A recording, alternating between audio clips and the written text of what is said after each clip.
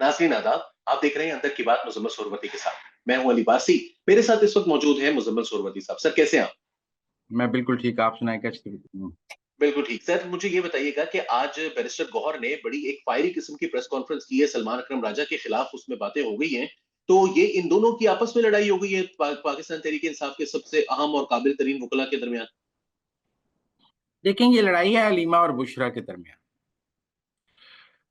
सलमान अकरम राजा और आलिया हमजा हलीमा ग्रुप हैं, बैरिस्टर गौहर और बाकी लोग जो हैं वो बुशरा बीबी ग्रुप हैं।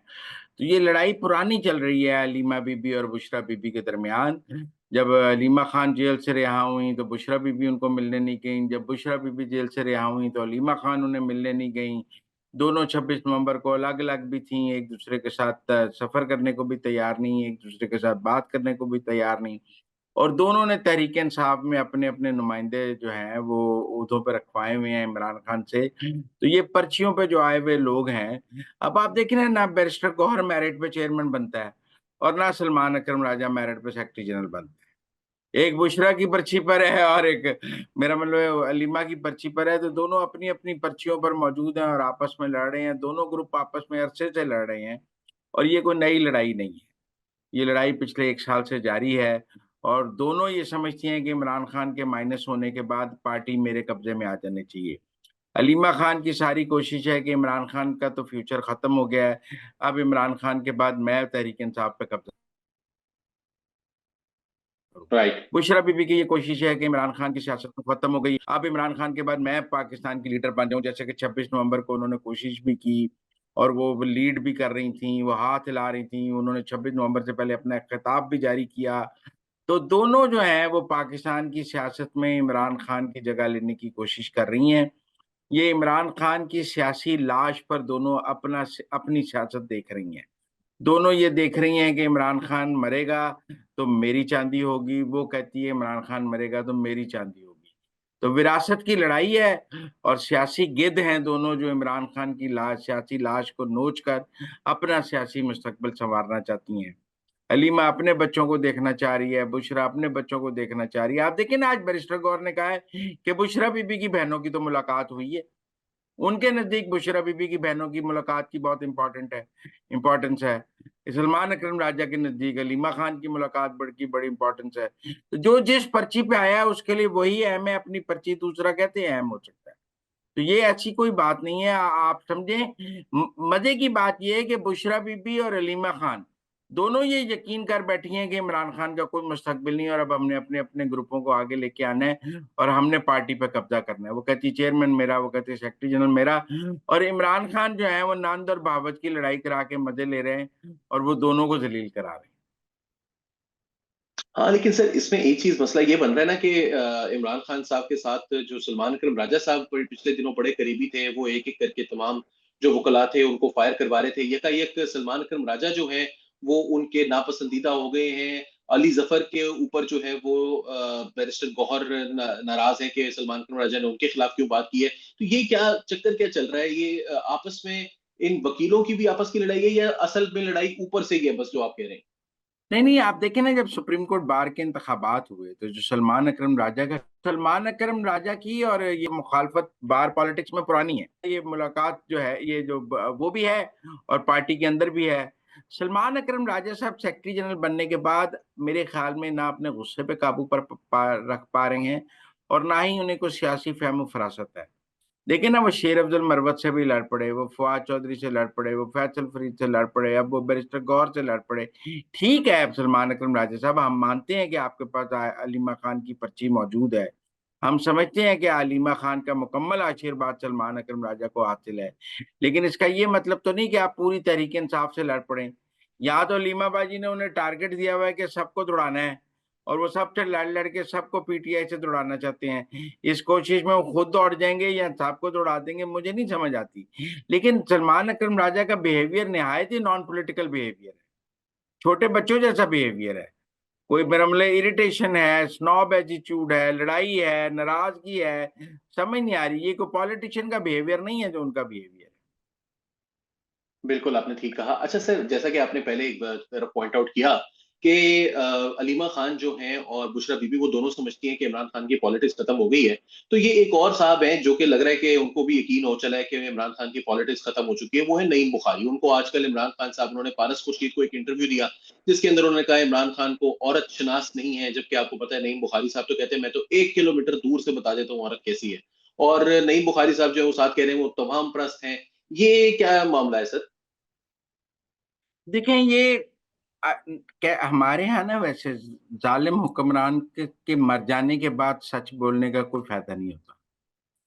अगर तो नईम बुखारी साहब ये इंटरव्यू देते जब इमरान खान बामे अरूज पर थे और उस वक़्त वो वज़ीर आज़म थे, तो मैं मानता।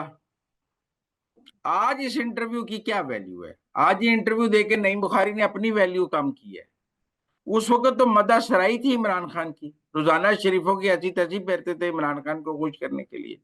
रोज़ाना मरियम नवाज़ के खिलाफ इंटरव्यू देते थे, नवाज़ शरीफ के खिलाफ इंटरव्यू देते थे, गंदे फ़िक्रे कसते थे उनके बारे में।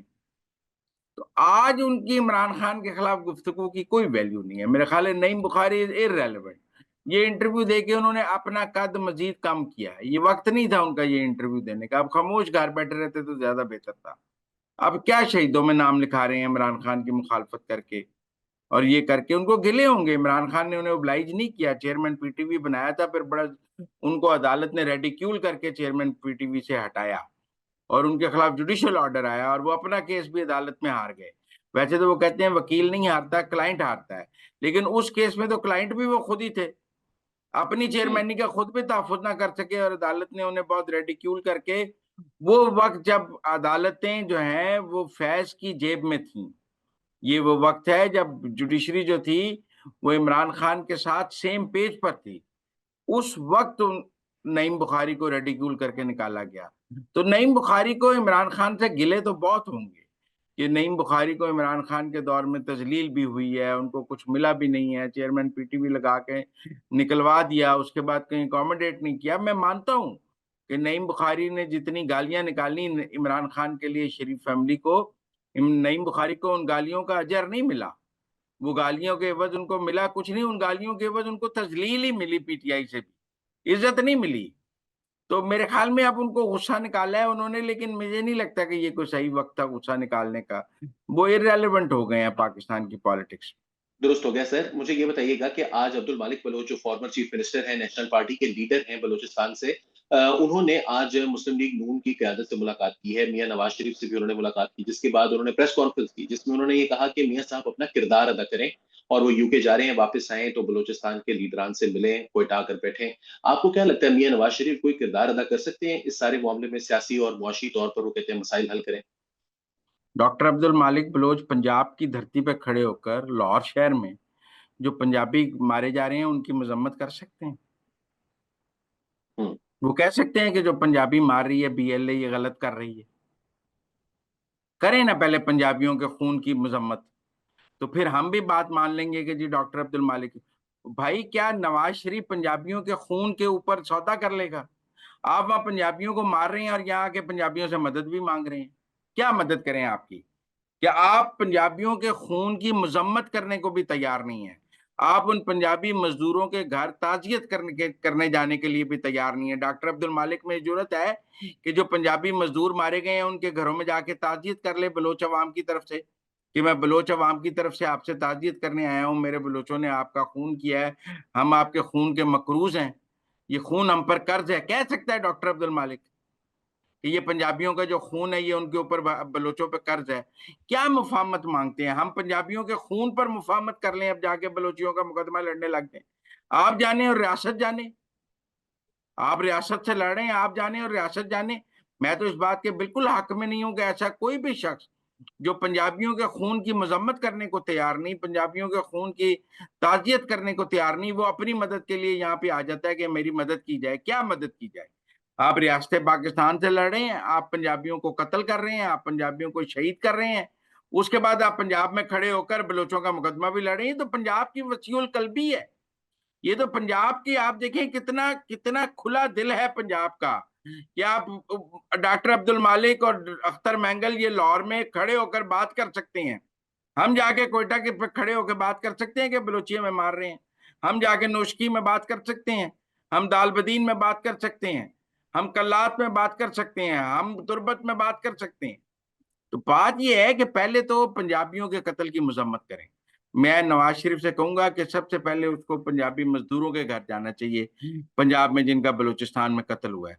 ये लोग हथियार फेंकें, पाकिस्तान के आइन के साथ चलें, बलूचिस्तान को पाकिस्तान के आइन के ताबे रहना है।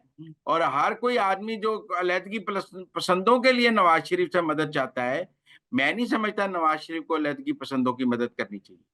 जिन्होंने हथियार उठाए हैं अच्छा। उनकी कोई मदद करनी चाहिए।